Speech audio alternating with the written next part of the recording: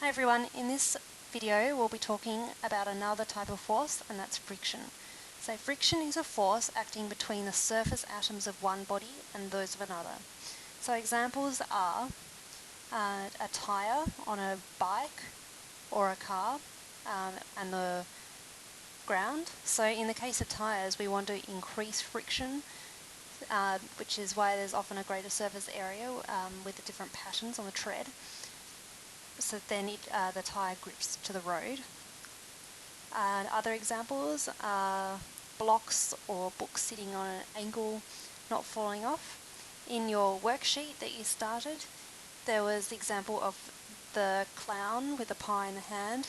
When you pick up the pie to throw it in someone's face, if your hand is directly perpendicular to the ground, then there must be a frictional force acting between the pie and your hand such that the pie does not come off your hand.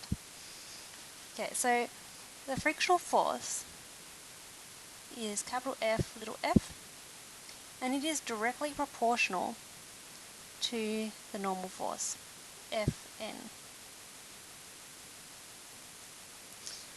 And we have a constant of proportionality, mu, which is called our coefficient of friction. So that's a coefficient, just call it coef, of friction.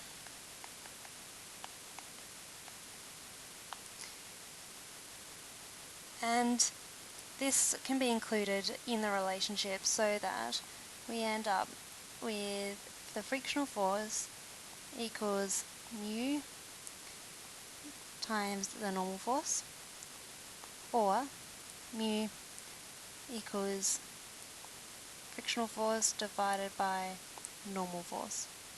So when you look at it this way, you can see that mu, which is a coefficient of constant of proportionality, or the coefficient of friction, is just a ratio between the frictional force and the normal force. So it has no units. And that's really important. There are no units for the coefficient of friction. So sometimes you'll see it written the coefficient of sliding friction. It's usually less than 1, but can range as high as 7 or 8. So when it's less than 1, that means that the normal force must be greater than the frictional force. But if it is greater than 1, so if it's as high as 7 or 8, that means the frictional force is much greater than the normal force. So some examples of coefficients of friction are steel on ice. So that's like ice skates.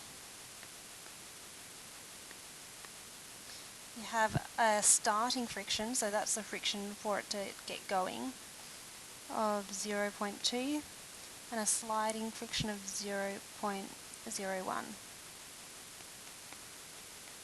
So that's start and that's slide. Another example that's a bit higher is glass on glass.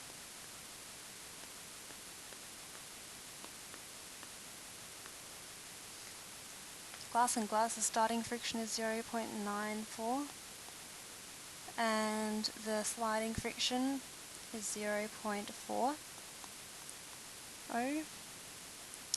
Steel on lead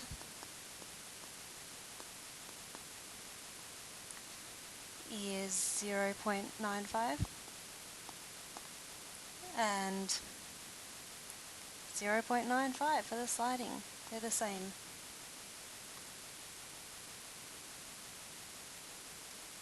So with rolling friction, that is the friction to do with wheels,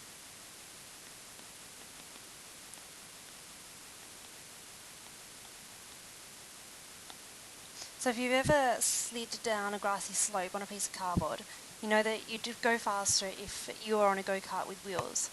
So wheels and bearings replace sliding friction with rolling friction, and it's always much lower, so it's less than sliding friction. which is why you would go faster on the wheels than sliding on a piece of cardboard. So if you can imagine a car parked on a slope, the friction between the brake pads and the wheels prevents the car rolling. Without rolling being available, the tyres would have to slide. And sliding friction between the road and the tyres is great enough to keep the car from moving downhill. So let's just recap on the properties of friction. So the starting friction is always more than the sliding friction. So to get something moving, that friction is always greater than once it's already moving and sliding across the surface. The rolling friction, here, there's a typo there, that I shouldn't be there, is always less than the sliding friction. Friction is always in the direction opposing motion. Now that's really important. So if you've got something, a mass or a body moving that way, then the frictional force will be that way. And if that's a force where it's moving forwards, frictional force is always in the opposing direction. Sliding friction is practically independent of surface area.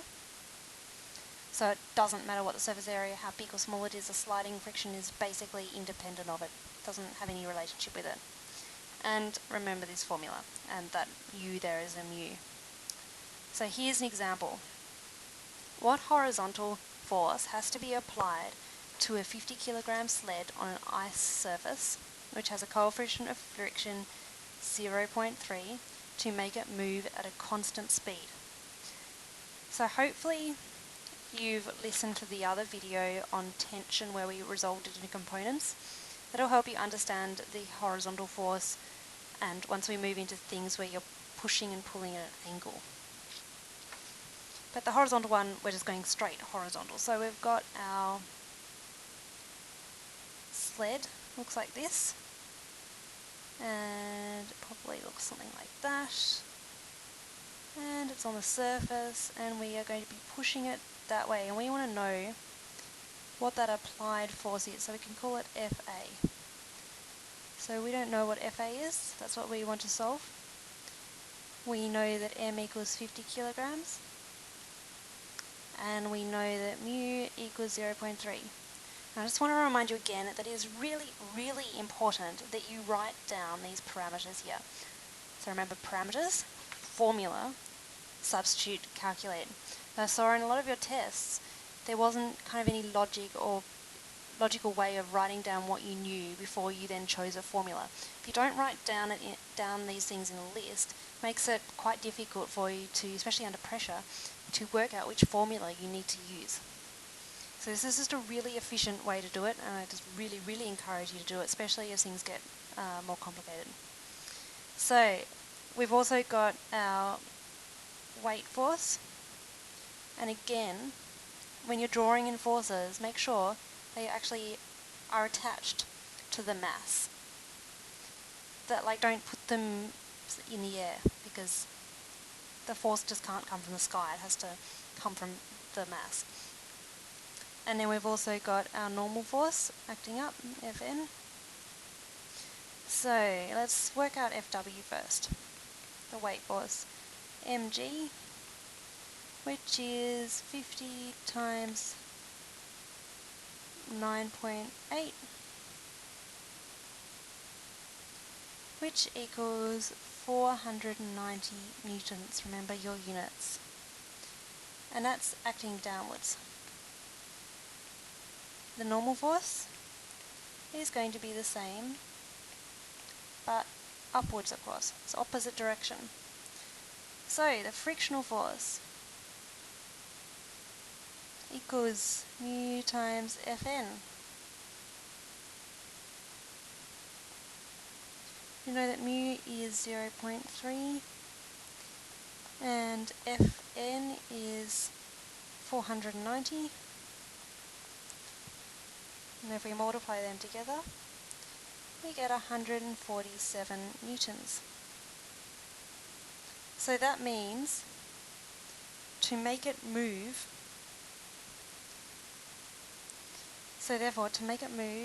we're going to have the applied force must be equal to this frictional force,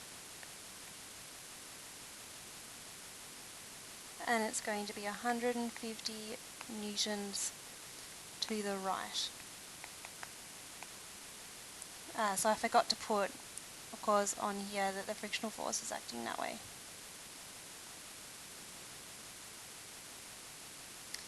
Okay, and that's our answer. We only had to work out what horizontal force had to be applied. So that was 150 newtons to the right. So you might be wondering why it has to be exactly the same as the frictional force. It's because if they're exactly the same, if they're equal, then that's when you get constant speed.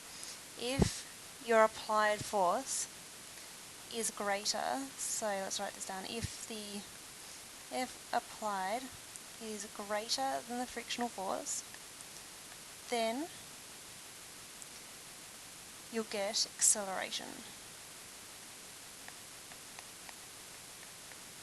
So it has to be equal for constant motion. So for a constant speed, it has to be equal, not greater than. And the second example, a spring balance reads 300 grams as it is used to drag a 750 gram block of wood along a lab bench. Calculate the coefficient of friction. So we're asked to find mu. The normal force will be given by the mass of the block, so I'll call it mb, times gravity. So that one's mb. So this is a block of wood and it's got the weight force there. So F weight must be equal to Fn, which equals 0.75 times 10. And if we put that in the calculator, oh sorry, not 10, let's actually do it properly and not round up, let's make it 9.8. Sometimes you'll see 10 in various examples, but it is better to use 9.8. You can cope with more decimal places. So then we get 7.35 newtons. So the applied force is that which is applied by the spring balance. So that'll be 0.3. Now remember that we're changing all of these into kilograms. So we don't want to use grams in these formulas. Get the wrong answer. The S standard unit is kilograms. So 0.3 times 9.8, which equals, put that in the calculator, get 2.94. Now remember that in order for it to be moving and dragging without accelerating, it doesn't say anything about accelerating, so we can just say that the force applied has to equal the frictional force. We'll just assume that it's moving at a constant speed, okay? So that equals 2.94 newtons, our answer above. And we know that mu equals F friction over Fn, which is going to be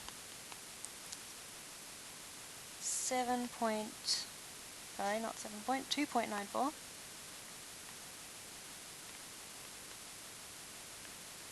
over 7.35.